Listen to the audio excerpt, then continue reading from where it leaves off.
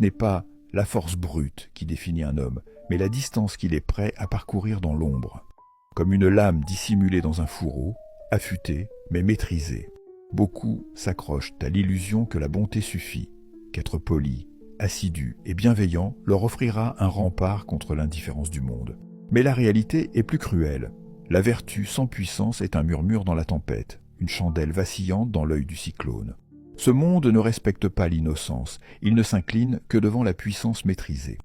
Un sigma n'est pas un être faible, mais s'il refuse d'embrasser son tranchant, il s'ampute de son propre potentiel. Être un monstre ne signifie pas être déchaîné, destructeur ou dénué d'âme, mais posséder la capacité d'anéantir sans céder à l'impulsion. C'est tenir entre ses doigts la foudre, sans jamais laisser l'orage dicter ses actes. La maîtrise de cette dualité fait de lui une force inébranlable, une présence que l'on ne contrôle pas, mais que l'on respecte instinctivement. Le monde attend des hommes qu'ils soient dociles, prévisibles, facilement domptés. Mais un sigma comprend que la vie n'est pas un jardin paisible, c'est un échiquier où seuls ceux qui connaissent l'art du combat avancent sans chaîne. Il ne cherche pas la guerre, mais si elle frappe à sa porte, c'est lui qui décidera comment l'histoire s'écrit.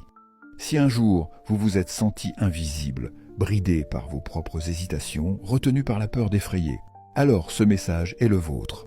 Il est temps d'éveiller cette force qui sommeille en vous. Ne soyez plus un simple pion. Regardez la vidéo complète et découvrez pourquoi embrasser votre monstre intérieur est la clé pour déverrouiller votre véritable pouvoir.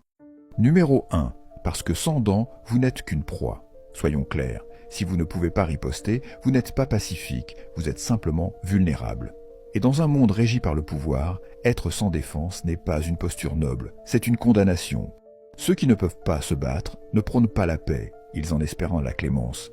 Mais l'histoire ne se souvient pas de ceux qui espèrent. Demandez-vous une chose, qui le monde respecte-t-il? L'homme qui esquive chaque conflit en priant que la vie lui accorde un sursis, ou celui qui, bien qu'armé pour la guerre, choisit la retenue? C'est toujours ce dernier, non pas parce qu'il est violent, mais parce qu'il est capable. Car la vraie différence entre un mouton et un lion n'est pas l'agression, c'est le potentiel. Un sigma l'a compris mieux que quiconque. Il ne cherche pas la confrontation, mais il veille à être prêt lorsque l'inévitable survient. Il est mentalement affûté, émotionnellement impénétrable et stratégiquement impitoyable si la situation l'exige.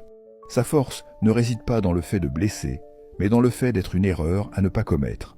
Et soyons honnêtes, le monde vous teste. Les employeurs exploitent ceux qui ne savent pas dire non. Les faux amis usent ceux qui ne fixent jamais de limites. Les femmes perdent le respect pour les hommes qui se plient à tout. Ce n'est pas de la cruauté, c'est un instinct universel. Lorsque vous êtes inoffensif, on suppose que vous êtes inintéressant.